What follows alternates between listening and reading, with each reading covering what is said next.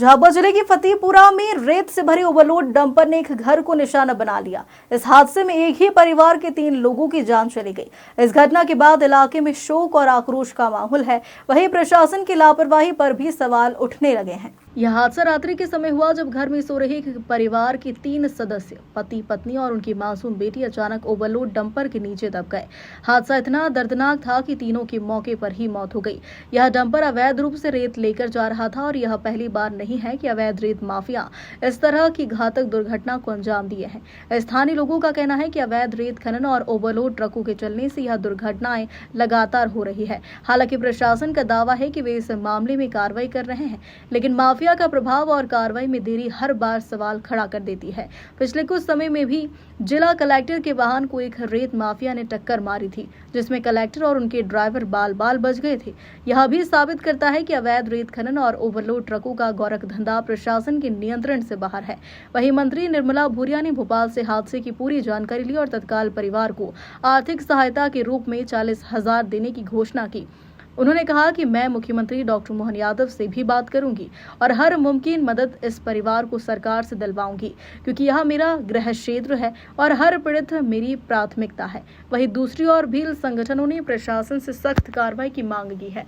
अब देखना होगा कि प्रशासन इस मामले में किस तरह की त्वरित कार्रवाई करता है। जय जोहार, जय आदिवासी, जय भील प्रदेश। आज झाबुआ जिले में झाबुआ जिले के रामा ब्लॉक में जो घटना घटी है आदिवासी परिवार के साथ, वो बहुत बड़े दुख की बात है कि जो सिंगल पट्टी रोड पे अवैध प्रकार से भरे हुए ट्रक रेत से ओवरलोड रात को घूमते हैं और प्रशासन यहाँ पे गहरी नींद पे सोता है। तो आखिरकार ऐसी घटनाओं को अंजाम कौन दे रहा है? ये प्रशासन की कहीं ना कहीं बहुत बड़ी लापरवाही है। मैं प्रशासन से अपील करता हूं और यहाँ के नेताओं से अपील करता हूं कि ऐसी चीज़ों को, ऐसी घटनाओं को रोका जाए, ताकि आज आदिवासी परिवार के 3 लोगों की जो मृत्यु हुई है ट्रक से दबने से, ये बहुत बड़े सवाल खड़े करती है झाबुआ जिले के प्रशासन पे और नेताओं पे भी। मैं प्रशासन से ये भी अपील करता हूं कि जो आदिवासी परिवार के 3 लोगों की जो मृत्यु हुई है उनको प्रशासनिक तरीके से पूरी जांच करके और रेत माफियाओं पे कार्रवाई होना चाहिए और उनको सज़ा भी मिलना चाहिए, क्योंकि एक आदिवासी परिवार का पूरा घर उजड़ा है और एक पूरा परिवार उसमें ख़त्म हुआ है। मैं प्रशासन से अपील करता हूं और एसपी कलेक्टर महोदय से भी अपील करता हूं कि लीगल कार्रवाई करके इस पे कड़ी से कड़ी कार्रवाई की जाए, ना कि इस पर लिपापोती करके इस मामले को दबाया जाए।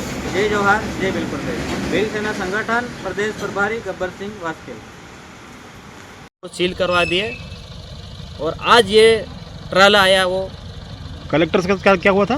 कलेक्टर के साथ एक डंपर के साथ जो हादसा हुआ था वो भी एक रेत के अनुसार ही था, रेत का डंपर था। तो कलेक्टर ने एक्शन लेके उनको सील करवाया मकान को और डंपर भी मतलब जब्त करा। इस हादसे में कितने लोगों की जान गई है? इस हादसे में भी 3 लोगों की जान गई और भी जो दूसरे इनके जो बकरे हैं वो भी मतलब बहुत सारे यानी कि अंदर दबे हुए हैं रेत के अंदर।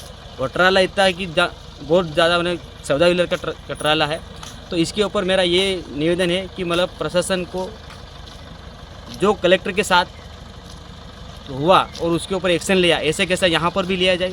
हम भी एक मानव है और आम आदमी है, लेकिन जो अधिकारी के साथ होता है तो हथौड़ एक्शन लेते हैं, लेकिन आम आदमी के साथ होता है जैसा क्यों नहीं एक्शन लेते? क्या नाम है आपका? मेरा नाम राकेश मेड़ा है, मैं गांव फतेहपुरा से हूँ। मैं यही निवेदन कर रहा हूँ और ये आगे तक ही भी मतलब एक जो देखा जाए तो ये होना चाहिए। और ये जहाँ तक ये डंपर जो ग्रामीण क्षेत्र में निकल रहे हैं और जो ट्राले निकल रहे रेत का, वो भी उनके ऊपर भी सख्त कार्रवाई होना चाहिए। सर, एक दुखद हादसा हुआ है सर, क्या घटनाक्रम और कितने लोगों से मौत हुई? ये यहाँ पे क्या है, ये फतेहपुरा गांव का जो तिराहा है, यहाँ पे एक ट्रक रेत से भरा हुआ जा रहा था, अनियंत्रित होकर नीचे मकान पे गिर गया। इस मकान में 3 लोग, यानी एक पुरुष, एक महिला और एक उनकी बच्ची, 3 लोगों के मृत होने की सूचना है।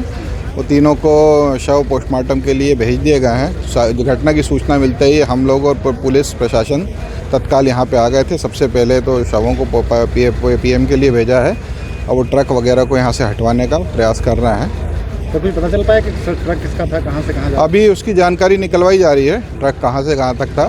संभवतः ये बता रहे हैं अभी जो जानकारी मिली है माइनिंग वालों से कि राजगढ़ साइड से आ रहा था ये और पेटलावत साइड जा रहा था।